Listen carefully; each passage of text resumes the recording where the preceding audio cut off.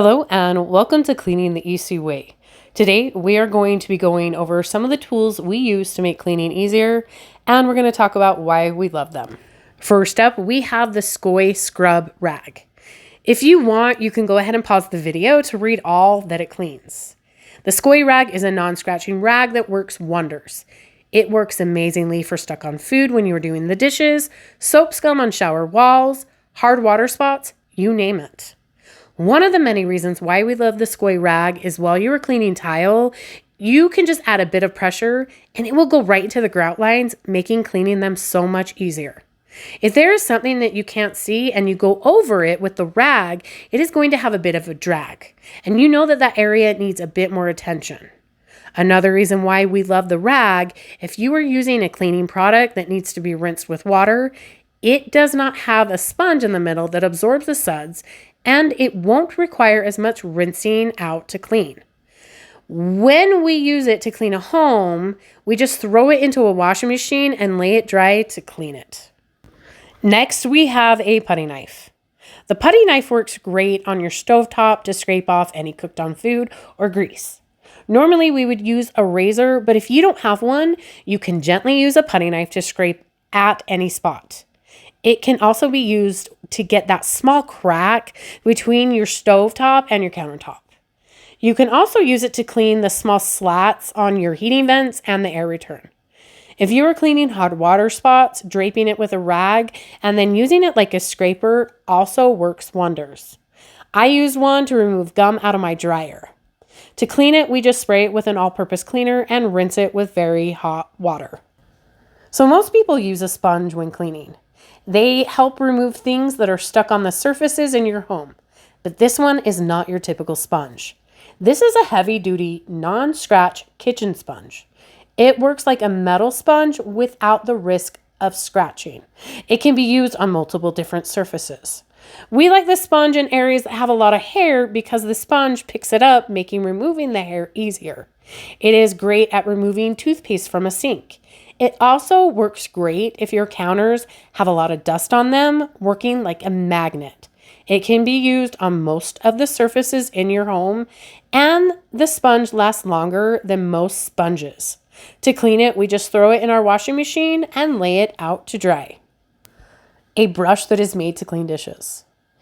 It actually helps aid in the removal of hair, dust, urine, and yes, the other stuff too. This is great for cleaning the toilet and the toilet seat. I love it for that small area where the tank meets the toilet and around those little squares that keep the toilet seat in place. It gets right into those areas that are next to impossible to clean.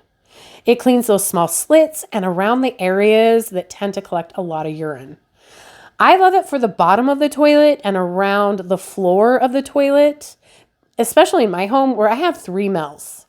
We only use this for toilets so we are not cross-contaminating other surfaces in a home. It can actually be wrapped in a clean towel to be transported to another bathroom if needed. To clean it, we just throw it into a washing machine and we lay it out to dry. A thin, curved cleaning brush. This brush is amazing to get into those small areas that the typical brush won't get into. It is great for tight corners, along small ledges, to clean grout, and if you want to clean your toilet seat. It is the only brush that I have found that will clean the tight area where your handle to your stove meets your stove front. To clean it, it actually depends on what was cleaned. We will either spray it down with an all-purpose cleaner and rinse it off with very hot water, or we will throw it into a washing machine and lay it out to dry. This scrub brush is actually a scrub brush attachment for an O-Cedar spin mop. To use it, just pop it into place where the mop head usually goes. This helps cut down on time when a shower needs a good scrub with a scrub brush. I love it because it gets the tile and the grout. It also works amazing on tile floors as well. And the best part is you do not have to get down on your hands and knees to scrub. For those of us who are vertically challenged, this definitely comes in handy, and I am able to reach the top of those tall shower walls. I love cleaning my oversized bathtub with it as well. It does take some getting used to because of the long handle, but I don't have to bend over the tub or get into the tub to clean it. To clean, we typically spray it with an all-purpose cleaner and we rinse it with very hot water. We use a pillowcase to dust the blades on a ceiling fan. You might have noticed this is not a pillowcase, and that is because Cody and I sewed thinner strips of fleece material into the shape of a pillowcase. If you can't sew for any reason, a pillowcase will work just fine. The reason we use a pillowcase is when we are dusting a ceiling fan that is very dusty and there's furniture or a bed below, we don't want the dust to fall all over, and the dust actually gets trapped inside of the pillowcase.